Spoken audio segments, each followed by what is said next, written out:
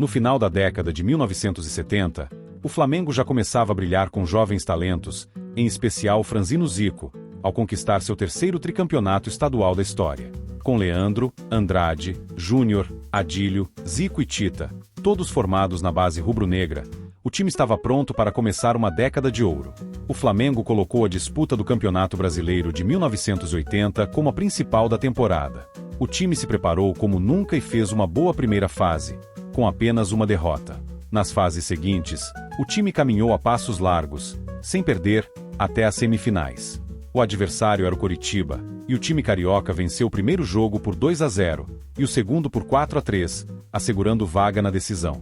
Nela, o adversário seria uma Selegalo, o Atlético Mineiro de Luizinho, João Leite, Osmar, Toninho Cerezo, Palhinha, Reinaldo e Éder. O choque entre Atlético e Flamengo é considerado até hoje como a melhor final de campeonato brasileiro de todos os tempos, tamanha disputa e qualidade dos dois times. No primeiro jogo, no Mineirão, o Galo venceu por 1-0, gol do artilheiro Reinaldo. Na volta, no Maracanã com mais de 150 mil pessoas. Uma partida tensa, provocante e muito disputada. Nunes abriu o placar para o Flamengo aos 7 minutos, mas Reinaldo empatou logo em seguida. Zico deixou o rubro-negro em vantagem no final do primeiro tempo, mas Reinaldo empatou de novo aos 66. Porém, José de Assis Aragão expulsou Reinaldo de forma controversa.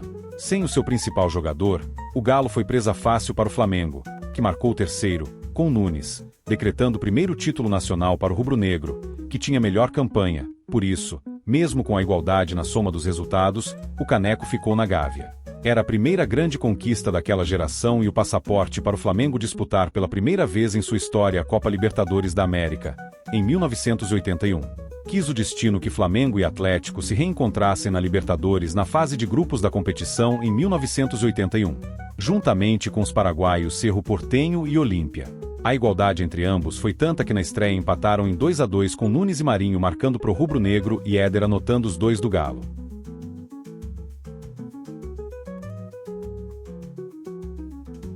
Na segunda partida, o Flamengo não tomou conhecimento do Cerro Porteño e goleou por 5-2, com 2 de Zico, 2 de Nunes e 1 de Baroninho. Na terceira partida, empate em 1-1 com Olímpia com gol de Adílio. Na quarta rodada, o Flamengo enfrentou mais uma vez o Galo e mais uma vez o resultado foi 2-2 com Nunes e Tita marcando para o Flamengo, Palhinha e Reinaldo para o Atlético. A quinta rodada foi no Paraguai e mais uma vez o Flamengo não tomou conhecimento do Cerro, 4-2 com 3 gols de Zico e 1 de Baroninho. Na última rodada, empate sem gols com o Olímpia. O rubro-negro fez 8 pontos no total, ficando com o mesmo número de pontos que o Galo. Para desempatar e decidir quem iria para as semifinais de grupos, ambos se enfrentaram no Serra Dourada, em Goiânia, e houve novo empate, 0-0. Porém, o time carioca foi declarado vencedor, já que o Atlético Mineiro teve 5 jogadores expulsos.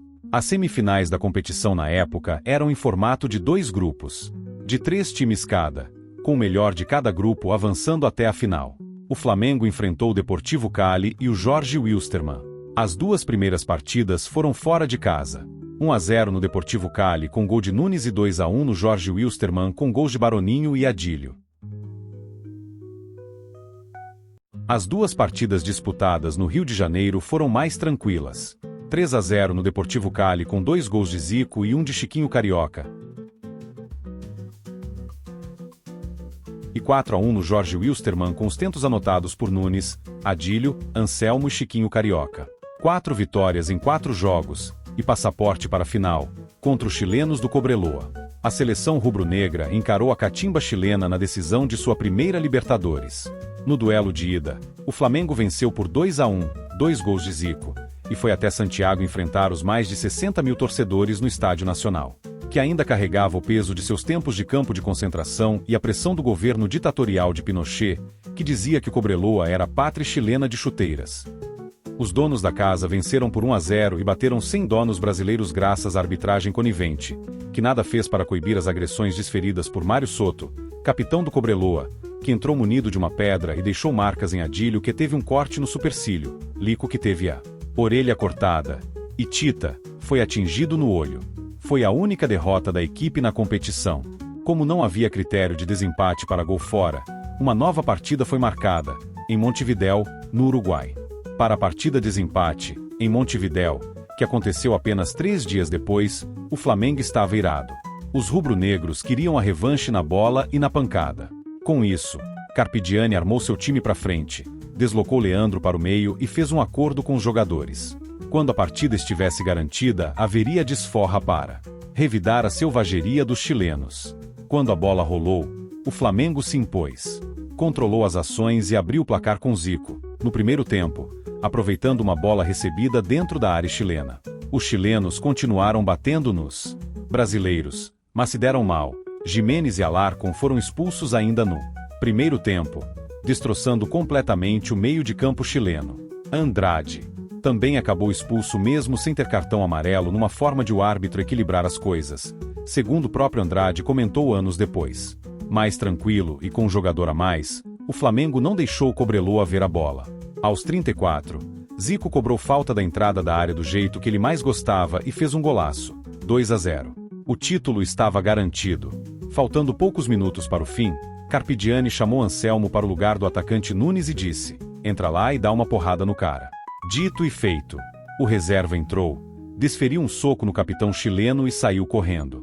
O árbitro não viu, mas o bandeirinha sim. O jogo ficou paralisado, houve confusão e um dirigente do Flamengo apanhou de policiais. Ele acabou sendo salvo por um jornalista uruguaio. Soto e Anselmo foram expulsos. O jogo teve mais alguns minutos e o árbitro encerrou o duelo, que acabou mais calmo e sem problemas. Para o bem do futebol, o Flamengo era campeão da América de 1981. Na volta para casa, a torcida fez uma festa impressionante pelas ruas do Rio. Anselmo foi recebido como um herói pela vingança e pelo golpe que todo flamenguista queria ter dado em Soto. Classificado para o Mundial, o Flamengo encarou o Liverpool. O time da Terra da Rainha estava em seu momento mais brilhante. Assim como o time brasileiro, com conquistas nacionais e continentais. Os escoceses Souness e Dalglish eram as grandes estrelas do time vermelho, mas foram bem pouco para assustar o esquadrão de Zico. O time brasileiro deu um baile como nunca Tóquio havia visto e aplicou sonoros 3-0 apenas no primeiro tempo, com 2 gols de Nunes e um de Adílio. No segundo tempo, o Flamengo apenas tocou a bola até o apito final, desfilando sua habilidade perante os assustados ingleses. Flamengo campeão do mundo.